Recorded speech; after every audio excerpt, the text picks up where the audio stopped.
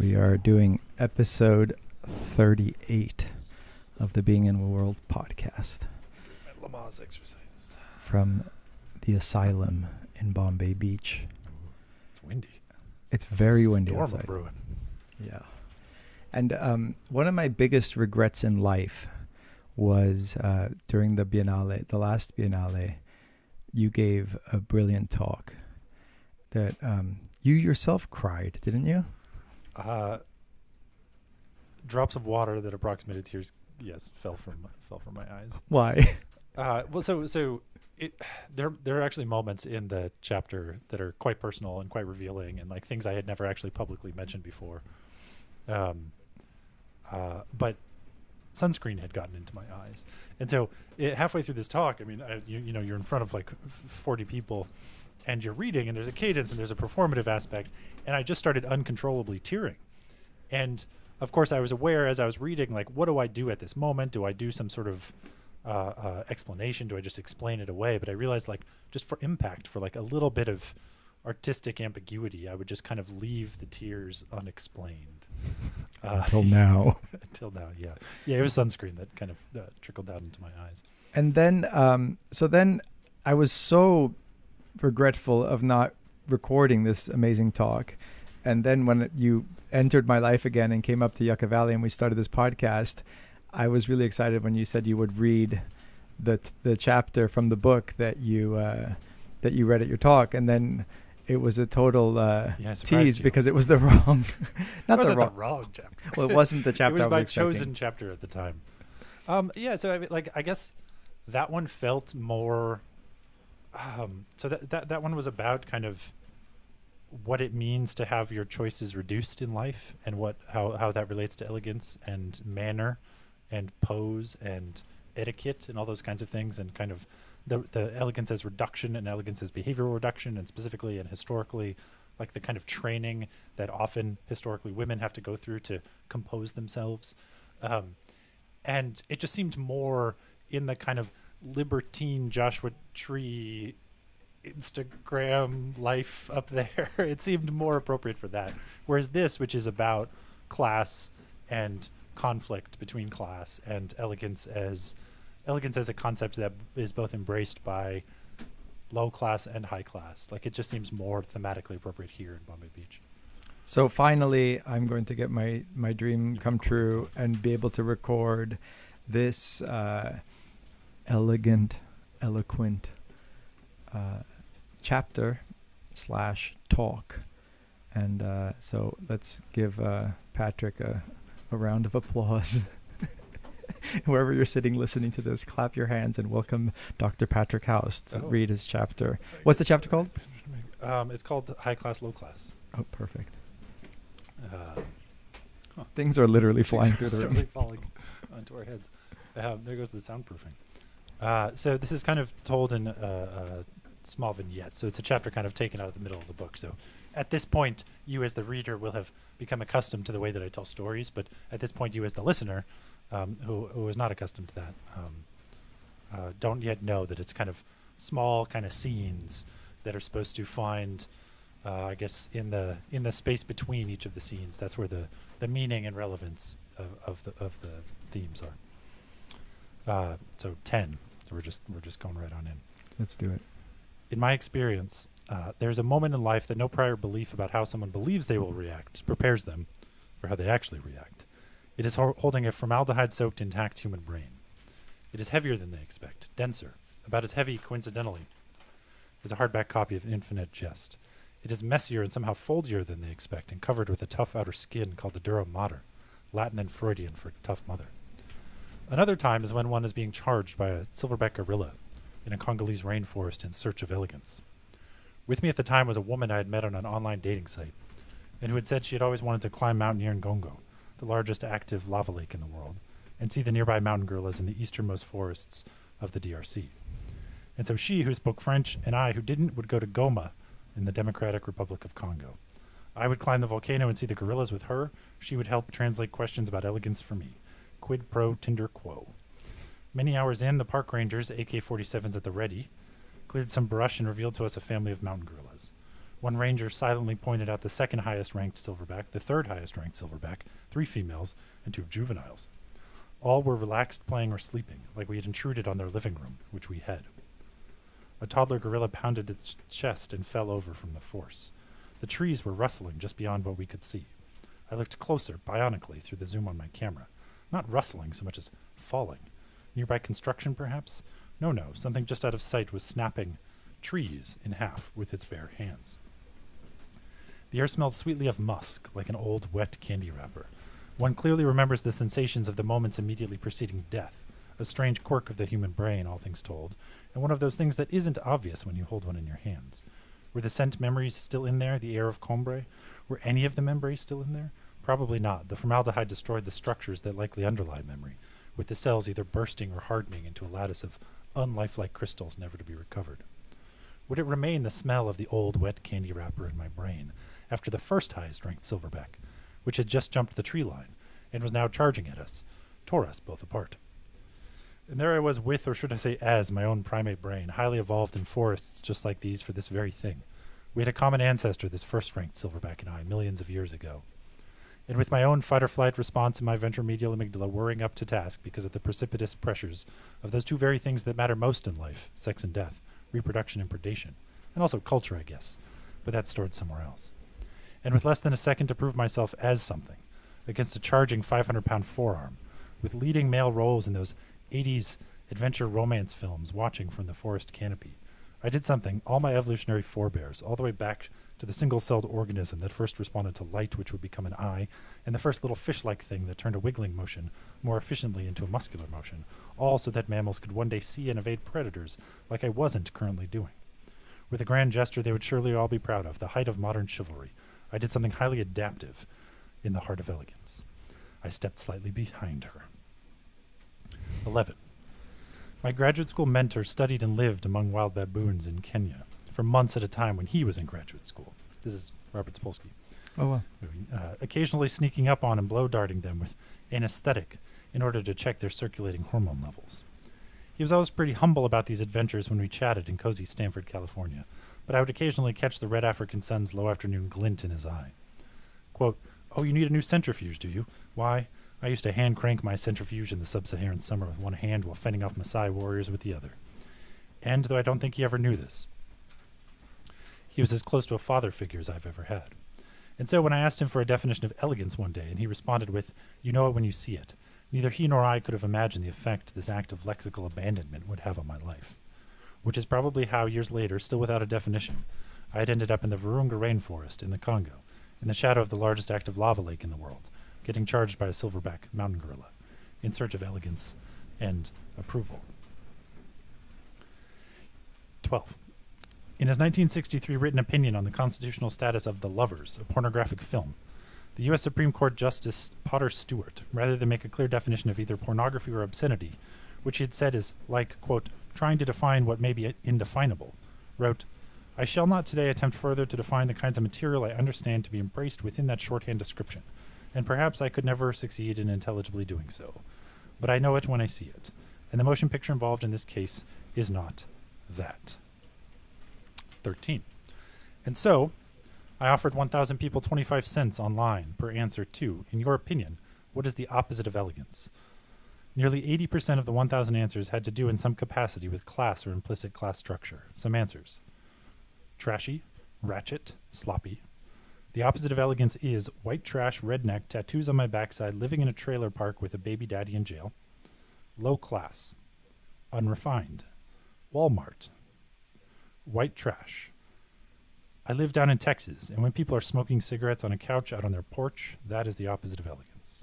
Crude, boorishness, poor.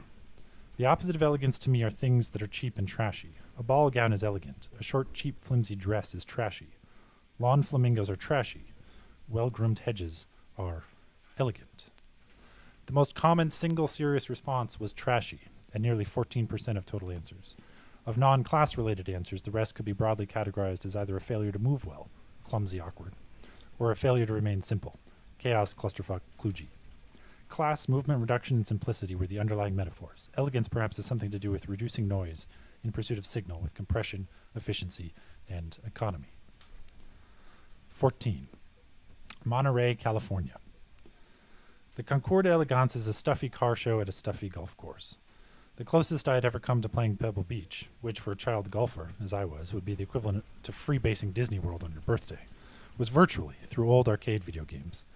Pebble Beach is a big deal to people who can afford to go to Pebble Beach, which I never could, raised as I was under the netted wings of an unemployed parent and government subsidy, and having to sleep in a car in a golf course parking lot once because that felt safer than anywhere else. And so when I found myself in a parking lot watching a YouTube dad video on my phone, propped atop a car, learning how to tie an ascot, berating myself in that special primate way for not already knowing how to tie an ascot, because why would you? You never did belong here, did you? Outside of my first experience of non-virtual Pebble Beach, about to enter a Bentley-sponsored Cambridge, Oxford, Harvard alumni party as an anti-elegant +1, it wouldn't be entirely accurate per se to say I had a chip on my shoulder, but if I could take the vertical ladder of class and invert its rungs into a twisted Gordian knot, then, well, wait, elegance, but what is it? Right. It's supposed to be unbiased. The Bentley party had a video that watched you watch it called the Inspirator, which uses the, quote, latest in emotional recognition technology to intuit from the lines of your face or perhaps the color of your ascot, which colors, and thus which color Bentley, you subliminally secretly prefer. What is Bentley elegance? The swatch guy, who you bring your subliminal color choice to, pantomimes the corporate motto for me, for his definition, a, quote, timeless, refined sophistication. Blah. I asked a woman outside who also worked for Bentley what made their cars elegant. Well, the Queen of England drives a Bentley limousine, she said. But does the Queen make the Bentley elegant, or does the Bentley make the Queen elegant, I asked. The fact that the Queen chose to drive a Bentley makes them both more elegant, she said. 15. Goma, Democratic Republic of Congo. Halfway up Mount Nyiragongo, I heard my first mention of elegance in the Congo. A Virunga park ranger told me that, in his opinion, Le Sap, known as Le Sapeur, had no style at all. The rangers are in a constant battle with the poachers. Flashiness of any kind out here gets you killed. In town, I was able to interview a group of local Congolese painters and artists who were not Sapeur, but knew the trend well. I asked first through a translator what elegance meant to them. It doesn't matter whether one has enough money or not, whether he is rich or not. The way he appears in the society is what makes people say that he is elegant, said one artist. Said another, one could actually decide to not have food in his house, decide to not have anything just because he really wants to have this thing that is very modern, that will make him look rich and look great when he's meeting other people, said another. 16. I stared at a section of the party's lawn near the Piste de Resistance Bentley show car, the one you could sit in and gawk at and not destroy in the Taylor Swiftian sense, i.e. with a golf club, on display in the circular driveway. There were tall, dark green imitation hedges, like the turf from a mini-golf course crawling up the walls. Something was wrong, a soft ringing bell in my brain. The world is composed of a great circuit of meaning, constantly connected and reconnected, I recalled hearing on the radio. Or like what Paul Astor calls rhyming events, when life's experiences line up in surprising ways. Well-groomed hedges, pink flamingos. Why did that sound familiar? Okay, people buy a Bentley because the Queen does, check. And she has real hedges in London Palace, presumably, so Bentley buyers need hedges too for that classy upscale feel, check. So they surround the Bentley show car with fake hedges to make sure that the transitive class-based elegance everyone is going for isn't confused for imitation class-based elegance. I thought of a scientific study which found that male monkeys will pay in juice to look at pictures of female monkeys' asses, or of the faces of higher status males, but have to be paid in juice to look at pictures of lower status males, which of course explains the tabloids at all the checkout stands. And well, what about those car magazines always nearby? Would a social primate pay in juice to see a picture of a car, or just to see a picture of a higher status car, like say a Queen's car, or just maybe for a side glance at a Bentley Perennium? 17. Most of the country that today is known as the Democratic Republic of Congo was the private property of the King of Belgium, Leopold II, from 1885 until he transferred it to the larger Belgian state in 1908. The civilizing mission of the French colonial empire in the mid-19th century before it had transferred to Leopold II included edicts for the conversion of both the minds and bodies of the, quote, unclothed of Central Africa. One of the many commodities for export used to barter, woo, identify, and acculturate colonial subjects was clothing. Second-hand European clothing was especially useful as gifts, wrote the French explorer Savignon de Braza, with an aim to, quote, lavish them always with novelties, like old clothes, especially with bright colors, and with military adornments including coats, hats, and sabers. It is exceedingly humiliating to them to not be able to sport a hat, a shirt, and a frock coat, he wrote. A complicated legacy of this is the modern existence of La SAP, the, quote, Society of Ambiance Makers for the Preservation of Elegance, which has existed in some capacity since the 1920s. Part gentleman's society, part fashion movement, part religion, part rebellion. The Sapur, as individuals adhering to La SAP are known, are famous inside Congo for their impeccable, crisp, and colorful fashion style. According to the historian Didier Gondola, the Sapur of today claim to belong to the 4th or 5th generation of Congolese dandyism, much of which was inherited from 19th century colonial legacy, which was itself influenced by the writings of Balzac and Baudelaire on dandyism. Gondola wrote, quote, not surprisingly, the use of high fashion as a positive identity marker, which is quintessentially what La SAP is all about, epitomized their quest for modernity and emancipation. Sap means dress. Se sapur means to dress fashionably. A proper Congolese sapur is defined by their use of authentic high-fashion suits. The labels are often left on to ensure authenticity, and the clothes are almost exclusively from major designers in Paris, London, or Brussels. ESL, Versace, Caruti, and Kenzo, among others, are popular. The sapur lifestyle is very expensive, and yet DRC consistently ranks as one of the poorest countries in the world. How did the sapur pull it off? In a 2015 documentary, a sapur talked about his loafers to the camera as his wife folded a stack of clothes nearby, and his children played outside. I bought them because, as a sapur, I had to. You must own a pair of Westons. I saved up to buy them, and it took me almost 2 years. Normally, if I hadn't bought a pair, I'd have bought a plot of land. Another, who identified as a civil servant, which allowed him to take out lines of credit to afford the habit, explained his suits. Quote, these are weapons. They kill. They kill. Another, quote, when your sister, who's away in the village, finds out you have a pair of shoes, which are in contact with the ground, and you paid $3.5 million for them, which is about 4,000 US dollars, when your sister is suffering there to earn money, you have to work in the field, and you give her nothing. If she found out about it, would she be happy? She would curse you. The worst part of this kind of imitation, said one of the artists in Goma, was ignorant imitation. The Sapur were imitating European, not Congolese, history. Or, said another, consider a dress worn by the pop star Rihanna. Quote, a girl here in Congo could wear Rihanna's dress even if she's just visiting her friends. If we look at the way Rihanna used this type of dress, it was maybe at a concert. But for someone who is here in the Congo, she will actually imitate that without even knowing the meaning of this dress, without even knowing the reason Rihanna used the dress. We were speaking in an art gallery, and together went through the many paintings that were on the wall, deciding if any had features of elegance. Elegance in Swahili translate roughly to neat. They pointed out as the best examples of elegance the ones that displayed authentic Congolese history, tribal drums, colors, and figures. I saw one painting that struck me as universally elegant. In physical form alone, the painting depicted a lithe, powerful, ballerina-like, long-limbed woman, curled onto her knees naked. I asked if this was elegant to them. Quote, this does not show the Congolese elegance, said one artist. Is it because she is naked, or because there's no reference to Congolese history, I asked. No, he said. It expresses something else, poverty. The fact that this woman does not have clothes means she is lacking something. The fact that she has nothing in her hands means that having food is not enough. One could have food, but if you don't have anything else, he said, and trailed off. It can't be elegant because it is sad, I said. Yes, he said. 18. Winfried Menninghaus, director of the Max Planck Institute for Aesthetics, told me that someone had once showed up in a Bentley to interview him. He found it too strong to be elegant. Quote, it is not really elegant because if you only push the front slightly, it's such a hefty 600-pound horsepower thing. That's not elegant. You feel like you're in a missile. It's almost painful, the acceleration. It's difficult to doze in. You need to get used to it and to the really subtle pushes. They're over-motorized. They're such powerful engines. It's totally overdone. They could be half the horsepower. The poet Robert Pinsky, when I asked him, told me that if Oliver Hardy, the eponymous half of Laurel and Hardy, puts his finger in the air when he's sipping coffee, it's pseudo-elegance because it's an extra gesture. If the same is true for cars, Bentley wasn't even the worst offender. Am I right that the Bentley, said Pinsky, is just a Rolls-Royce that chooses not to have the extra show-off gestures of the Rolls? The Rolls is like the pinky in the air when Oliver Hardy is sipping his tea. 19. Wasn't I also just miming my imagined role models running off to Africa because my graduate advisor had also, but me without really knowing why? In search of elegance and approval to do the requisite thumbing one's nose at the father figure thing, the details just different enough to count as rebellion, but also similar enough to count as heredity, imitating a part in some Indiana Jones meets Darwin Bildungsroman. I noticed a sign on a clothing store outside in Goma.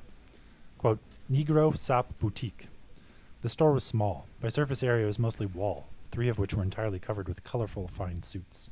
2 women and a toddler kept the shop. I wanted to ask if their husbands were Sapor and what they thought of the decisions. I thought of the documentary on the Sapor, of the man saying that he bought a pair of shoes instead of a plot of land.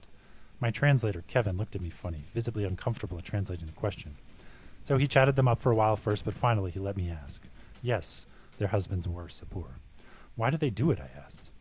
One reason they do it, said the shopkeeper, is that if someone has money, if you have financial means, then they've got to, because there's no other way around it. It is really important to sap.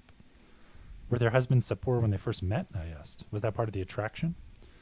Both of the shopkeepers said that yes, both their husbands were Sapor and still are. And your children, I asked, will they become Sapor? Quote, it is a requirement for all the children to sap, not only for boys, but also for girls, she responded. I'd never heard mention of or seen in any photograph of female Sapor, while in the Congo. Not wanting to leave empty-handed, I asked about the bow ties, whether I was a Sapor if I put this on. Yes, if you put this on a suit. If you have a nice shirt and then a suit, then we say that you're a Sapor, said the shopkeeper.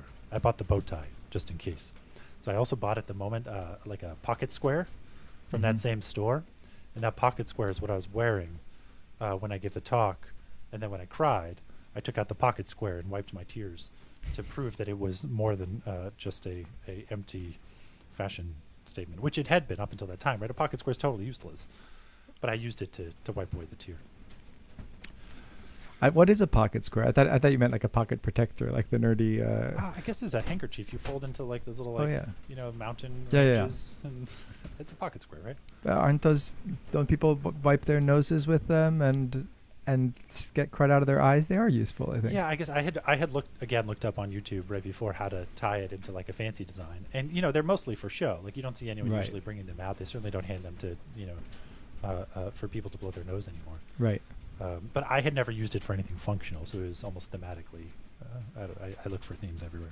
Anyway, we're almost done, everybody. So here I am outside this store. I've just bought some Sapor fashion, obviously not real, but I was playing a game and doing research.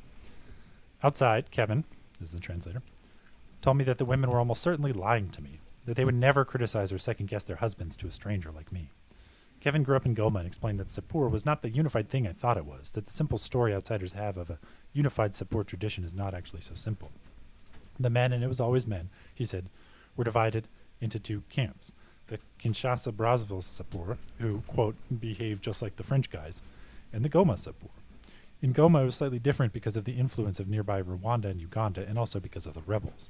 When Goma was overtaken by rebels in 2013, the Sapor disappeared from the streets. Barely anyone went outside, Sapor included. They didn't start up again in Goma until the death of a national hero, Mamadou Mustafa Ndala. After Ndala's death, the Sapor began again. Why then, I asked. Kevin was silent. There was a savior who had come. We don't really have to be afraid anymore, he said. 20.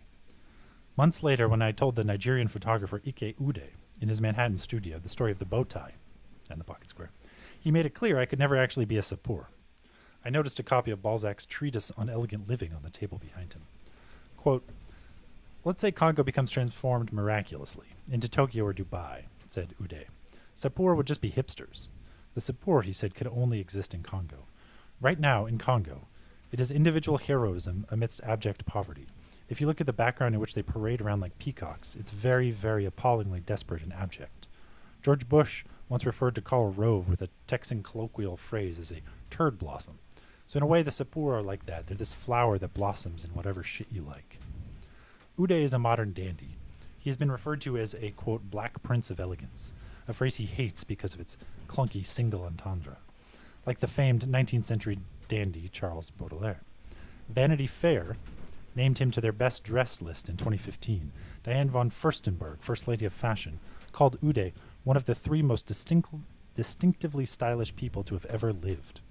I asked if he thought the Sapor dress well, because it feels good to dress well. Oh yeah, said Ude, who knows many Sapor as friends. It's a consolation, definitely, amidst abject poverty. And also, there's no infrastructure. There's nothing except some men who elected to heroically defy all the odds and show themselves as anything but defeated. Uday attended an English boarding school after arriving in New York City from Lagos, Nigeria, in 1982. He said that the Sapur and DRC have become a religion, in a way, because of the very specific rules of Franco and Belgian colonial design, which required that their subjects, quote, ape their colonial masters. The French, he said, ruled from both front and behind, even down to how you baked your croissant. It had to be Parisian style, and how you say it. He mentioned a Manet painting of a dead matador superbly clothed. Quote, you're not just looking at some wretched, ill-dressed dead person, you're looking at a picturesque corpse. It sounds almost like you're saying Sapur is a shield, I asked, like a sartorial shield against death? Yeah, he said, it's an armor. It's an armor. It's a cultural armor employed by the human animal. Because in the end, what is being clothed, what is being dressed is nature. It is nature that is being clothed. It is nature that is being dressed, he said. 21. Goma, DRC was once described as the, quote, most dangerous city in the world. Monterey, California has a county slogan, quote, grab life by the moments. A proper Bentley, like a proper Sapur, uses no more than 3 colors. I asked Uday what he thought about the idea that elegance could rub off like makeup onto the queen's subjects, i.e., as a socioeconomic theory, whether he believed in trickle-down elegance. The queen, he said, is very, very powerful, one of the most powerful enterprises in the world. But power doesn't bequeath elegance and sophistication. Power is just power. And it comes in different forms, Nazi power, Churchill power, the King of Zulu, or Cecil Rhodes. Their power doesn't translate into elegance. I think that the Bentley woman's argument is miserably flawed, said Uday. He continued, I don't even know if the queen is elegant, but is the queen powerful? For sure, she's very, very powerful. Is the queen very, very influential? She's very, very influential. Can the queen enhance sales of Bentley because she chooses it? Sure. But is the queen elegant? I don't think so. I explained to Uday why I was interested in elegance. His answer astounded me. Quote, elegance doesn't mean the absence of imperfections, he said. It is how one negotiates, accommodates, and reconciles those imperfections that really matters. It is this dream that manifests as Sapur. What you have in the Sapur, he said, is a shorthand to having a Rolls-Royce or a Bentley or a Jaguar. But even if you had one of those in Congo, he added, there are no good roads to drive them on. The end. Excellent. My reaction is often, I'm so intrigued by the concept of, taking on a subject like elegance in an antagonistic way. But I can't help always think that you're a little bit attacking a straw man. Because it seems like you've purposely picked a problematic and somewhat superficial iteration of elegance. These people buying expensive colonial stuff in an impoverished place. Of course, that's terrible. And the fact that it's something that you can even buy seems so crass in a way. When I think of elegance, whether it's in the, because then you said, when I first met you, we had a lot of conversations around this, and you were going to attack elegance partly because scientists are too seduced by elegance, right? In the forms of simplicity and like beauty. And that just seems different from, people in the Congo buying $4,000 European suits. Yeah, I actually think there's kind of separate categories, and that's where when I had trouble defining the word to begin with, right? I asked people I knew, like, what's a good definition? No one had a good one. They gave this, like, the Supreme Court thing, when you see it. Mm-hmm. And then I kind of went, and that's why I asked, there's this site, Amazon's Mechanical Turk, where you can pay a allotted amount of money to get people to kind of do anything you want. And I just asked 1,000 people, I think I paid $0.25 each or something. Mm-hmm. What is the opposite of elegance, right? And so that I got those answers, and those answers are data, right? I'm more of a sociologist here than like a kind of like first principled philosopher on the concept of elegance. I don't care. I don't think elegance exists outside of how people see it and respond to it, good and bad. So it exists to the degree that it shapes editors at the scientific journal Nature and how they think of some scientific studies and results as elegant versus not. I think it exists insofar as there's an annual contest of elegance where a bunch of old cars that people spend a ton of expendable money on, they dress them up all nice and polish them and make sure the chrome is shiny, and then put them on display. They barely drive them, right? So like, it's such empty waste to me. And so what I find so interesting is where you have the same word defining both a kind of simplicity and neatness, but then also it's heavily embedded in class. And I think a lot of people, their first associations with elegance will be class related. It'll be, elegance is my grandmother who dressed in gaudy, like kind of walking Versailles, just like jangling, hoarding all the necklaces and rings she could find.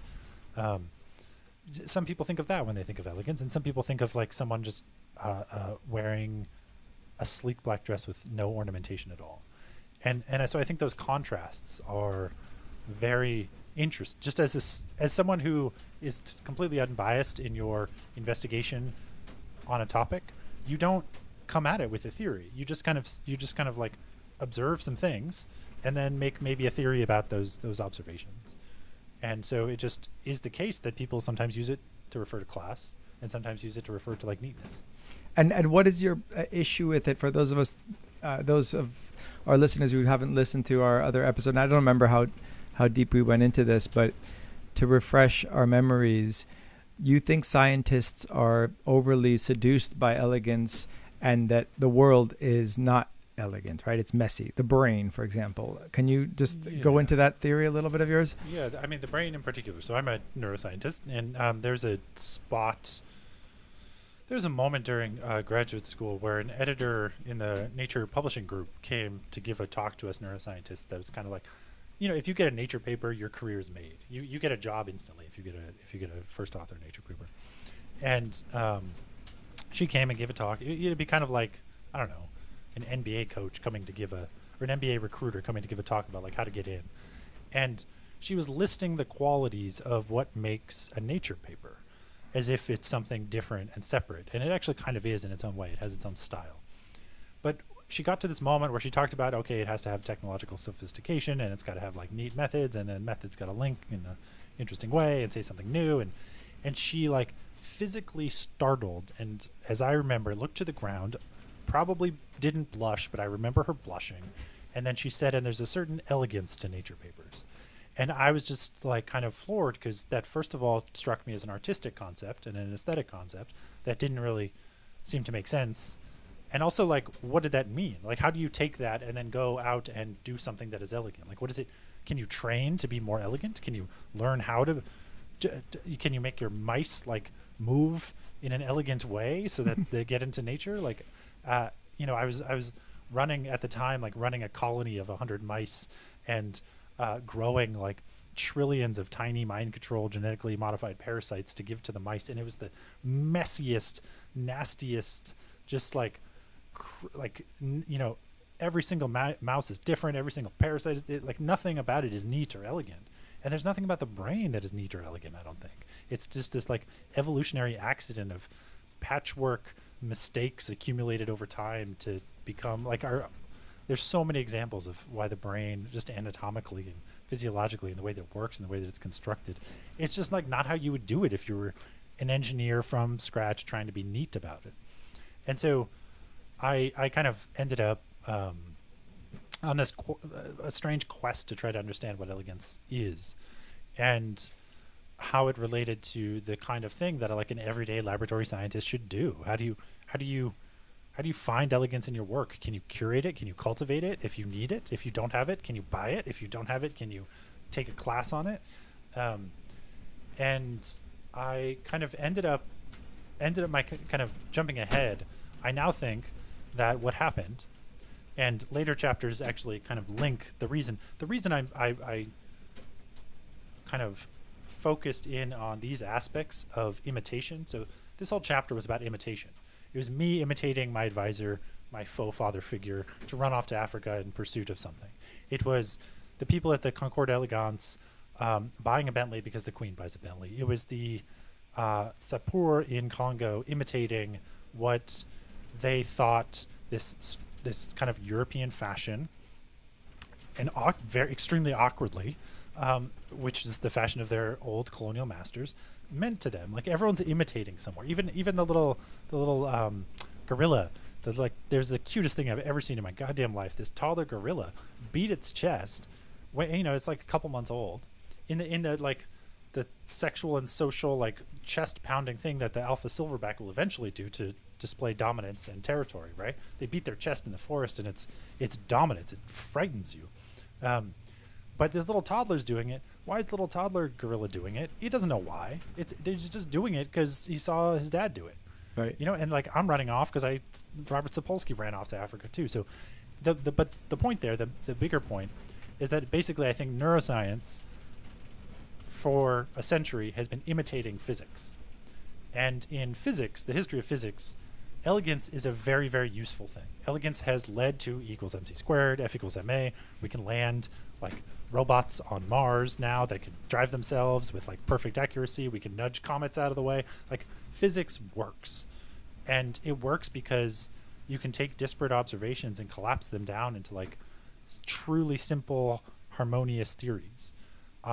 Biology, though, is a clusterfuck. Biology is messy. Biology has very, very, very few kind of laws and principles that are guiding the most interesting parts of it. And if you just need an example of this, like the way that I kind of cutely, this is like the book tour, like postcard version of this, which is just like, if you don't believe me, take a pigeon and take a bowling ball and drop them off a tower and try to predict, like you can tell because of the laws of physics exactly where that bowling ball is going to go and how fast it's going to go. Drop a pigeon, you don't know what it's going to do. I mean, maybe if it's a homing pigeon and it grew up like in France, it'll go to But France. isn't it interesting that physics are, more fundamental by most definitions of fundamental? I mean, it's called fundamental physics, right? And out of these simple, elegant laws emerges this complex behavior, right? Yeah. So is it? This is a different conversation, probably, but is it hidden in that simplicity, or how does that even happen? You mean like how? It's not a coincidence that the more complex your description is, the more messy it becomes. Right, but because the goal, though, is to describe the most amount of things with the least amount of effort. Right. That's the goal. I feel like that's the goal of language.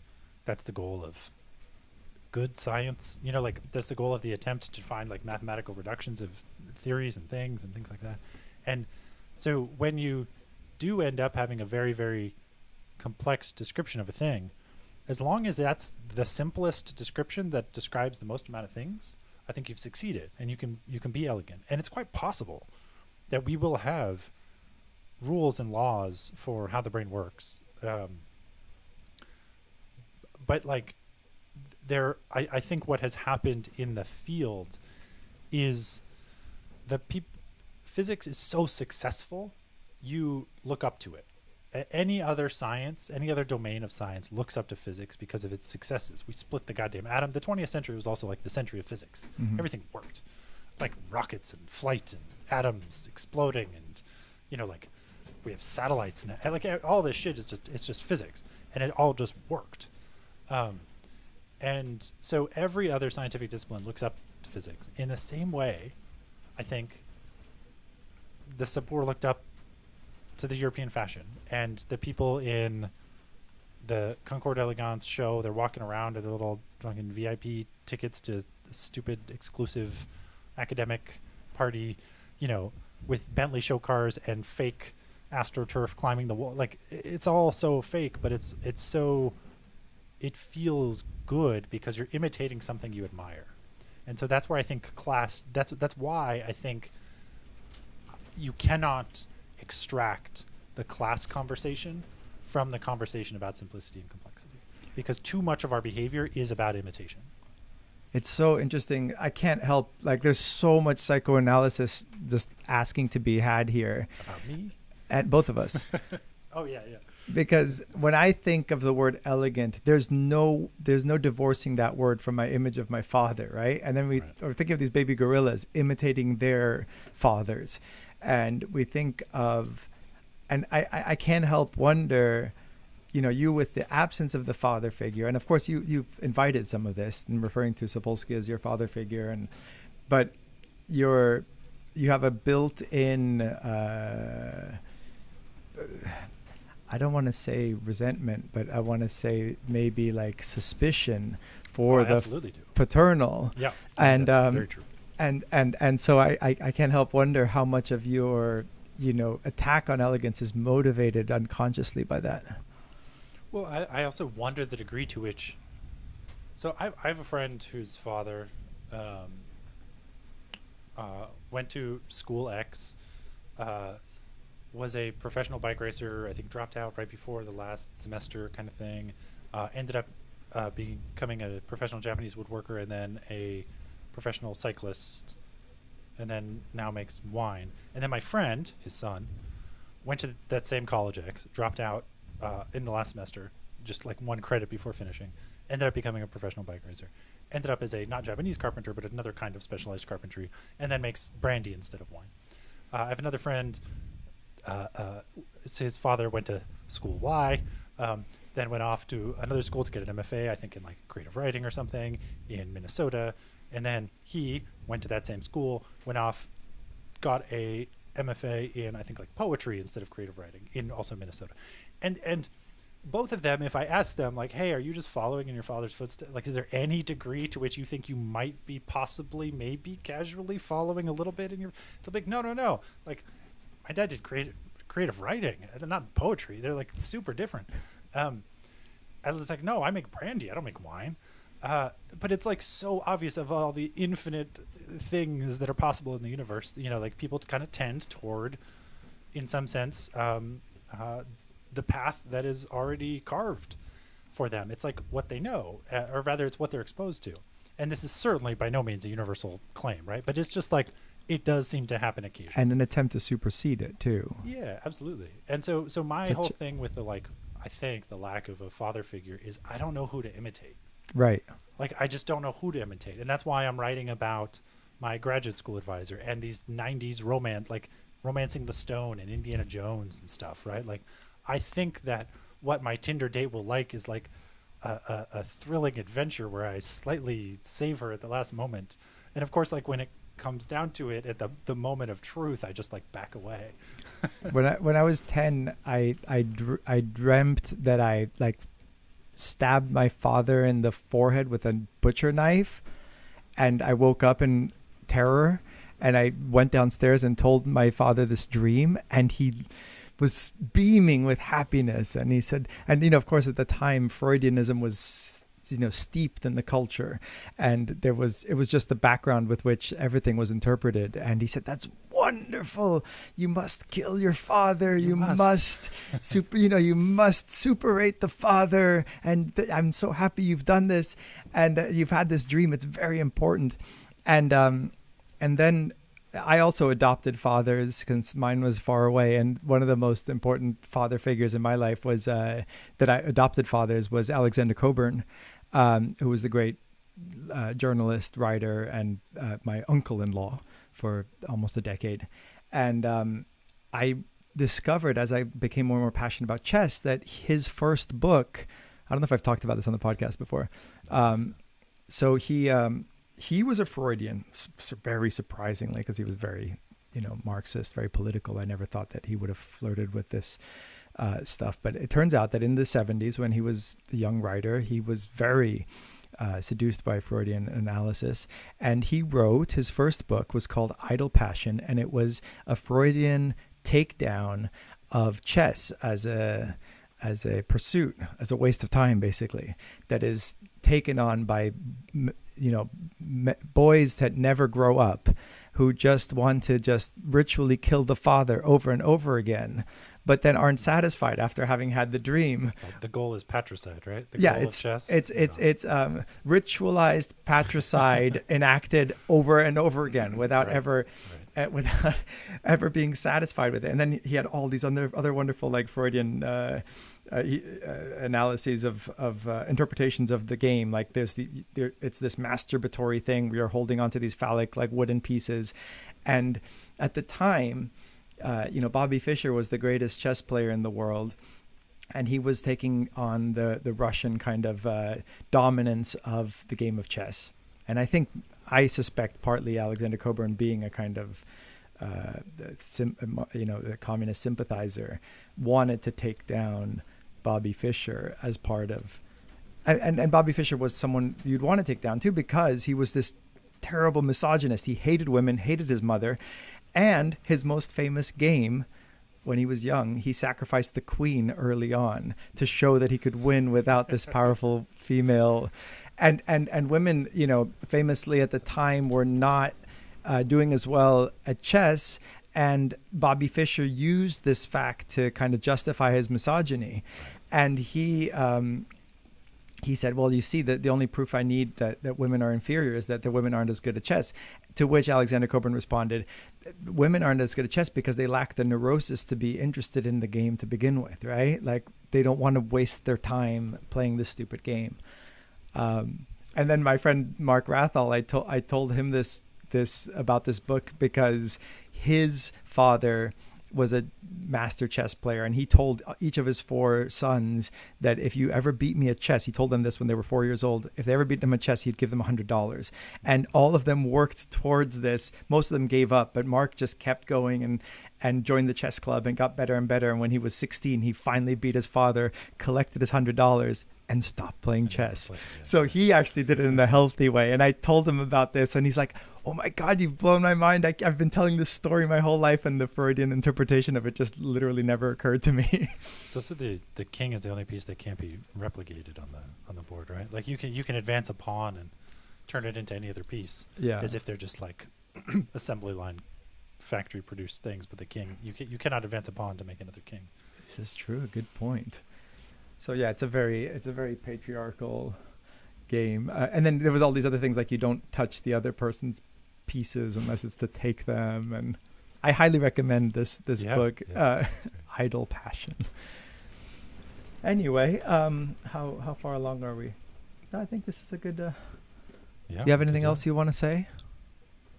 Nah. Oh, Zepolsky. I want to recommend. The Sean Carroll's podcast had Patrick's father figure, thesis advisor, professor at Stanford, Robert Zepolsky, on just the other day, and he did they had a very interesting conversation about whether there's any room for the concept of free will in a